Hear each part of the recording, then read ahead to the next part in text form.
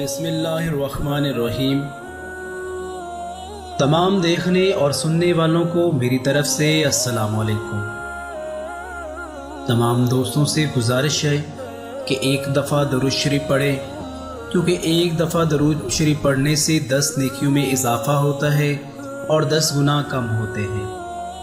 ایک دن بادشاہ نے اپنے 3 وزراء کو دربار میں بلایا اور تینوں کو حکم دیا کہ تینوں ایک ایک تھیلے لے کر باغ میں داخل ہوں اور وہاں سے بادشاہ کے لیے مختلف اور اچھے اچھے پھل جمع کریں۔ وزراء بادشاہ کی اس عجیب حکم پر حیران رہ گئے اور تینوں ایک ایک تھیلا پکڑ کر الگ الگ باغ میں داخل ہو گئے۔ پہلے وزیر نے کوشش کی کہ بادشاہ کے لیے اس کی پسند کے مزیدار اور تازہ پھل جمع کرے، اور اس نے کافی محنت کے بعد بہترین اور تازہ پھل سے تھیلا بھر لیا۔ دوسرے وزیر نے خیال کیا کہ بادشاہ ایک ایک پھل کا خود جائزہ نہیں لے گا اور نہ ہی پھلوں میں فرق دیکھے گا، اس لیے اس نے بغیر فرق دیکھے جلدی جلدی ہر قسم کے تازہ اور کچے اور گلے سڑے پھلوں سے تھیلا بھر لیا۔ اور تیسرے وزیر نے سوچا کہ بادشاہ کی توجہ صرف تھیلے کے بھرنے پر ہوگی، اس کے اندر کیا ہے اسے بادشاہ نہیں دیکھے گا۔ یہی سوچ کر وزیر تھیلے میں گھاس پھوس اور پتے بھر لیے اور محنت سے بچ گیا اور وقت بھی بچا لیا۔ دوسرے دن بادشاہ تینوں وزراء کو اپنے تھیلوں سمیت دربار میں حاضر ہونے کا حکم دیتا ہے۔ جب تینوں دربار میں حاضر ہوئے تو بادشاہ نے تھیلے کھول کر بھی نہ دیکھے اور حکم دیا کہ تینوں کو ان کے تھیلوں سمیت 1 ماہ کے لیے دور دراز جیل میں قید کر دو۔ اب اس دور دراز جیل میں تینوں کے پاس کھانے پینے کے لیے کچھ نہیں تھا، سوائے اس کے کہ جو تھیلے انہوں نے جمع کیے تھے۔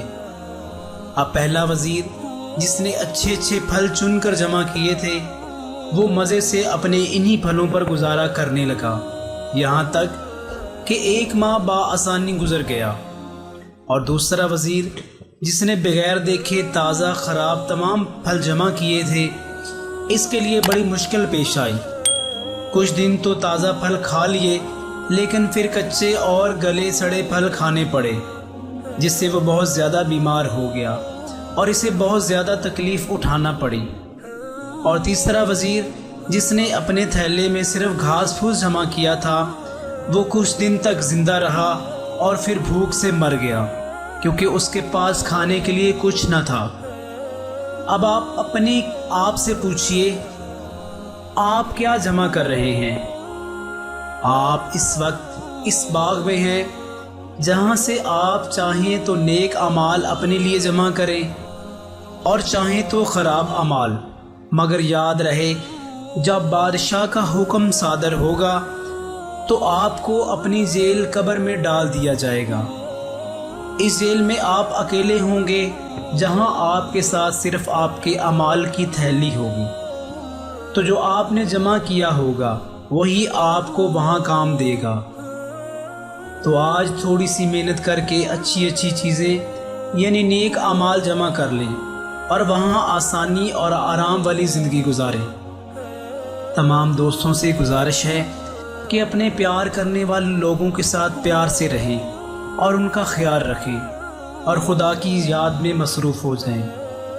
دوستو، اگر آپ کو یہ ایک چھوٹی سی ویڈیو پسند آئی ہو تو ہمارے چینل کو ضرور سبسکرائب کریں اور اس ویڈیو کو اپنے دوستوں تک پہنچائیں۔ شکریہ۔